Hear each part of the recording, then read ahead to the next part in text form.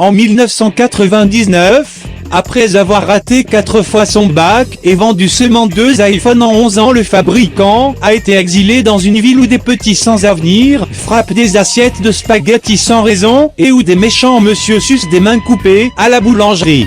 Il venait de rencontrer Kevin numéro 1, qui venait de se branler pour la première fois de sa vie, et qui a eu une réelle satisfaction, parce qu'avec son physique de fragile il avait peur d'être stérile. Des délinquants ont fait les malins face à un Jojo parce qu'ils ont cru que le manga s'appelait Rakai Moche Bizarre Aventure, mais le Jojo sans avenir leur a cassé la gueule.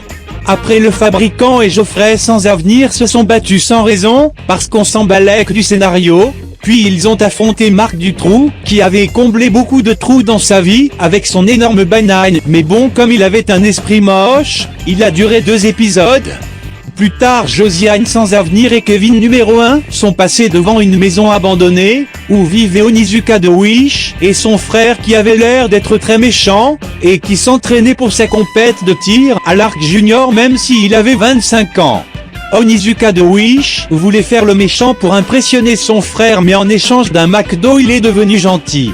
Par contre, son frère lui voulait rester méchant, car il a vu une vidéo sur YouTube qui expliquait que les méchants étaient plus intéressants que les gentils, mais bon, un méchant intéressant, ça crève pas au bout de 3 épisodes par un Pikachu sauvage en plus. Yandere Simulator, qui était complètement folle, a eu le coup de foudre pour Kevin numéro 1, le jour où il a ragé pendant 14 heures, non-stop sur Fortnite. Ce gros Bambi c'était vraiment devenu un Dark Kevin, mais à ce que je vois, ces putains d'objets non identifiés peuvent aussi connaître l'amour. D'ailleurs, Onizuka de Wish, qui n'avait pas pécho de meuf depuis plus de 3 vies antérieures, avait le seum de ouf.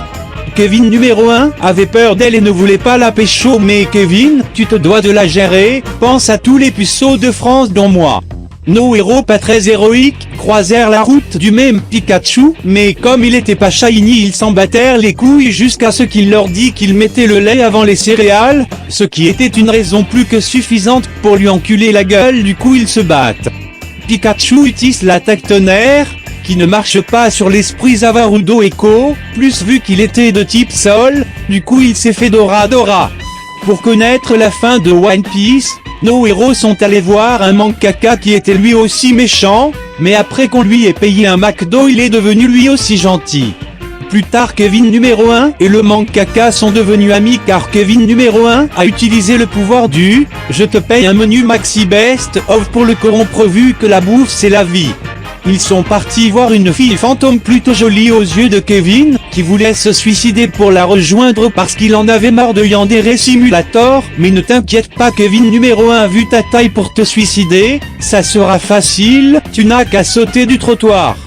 Un blond qui suce des mains et qui était aussi l'antagoniste principal de cette histoire, mais bon ça on s'en fout, avait croisé un enfant tellement moche qu'il a fait une bonne action pour tout le monde en l'éliminant. Mais ne t'inquiète pas enfant moche, contrairement à ta vie, ta mort ne sera pas inutile, car grâce à toi cette partie va devenir un peu plus intéressante.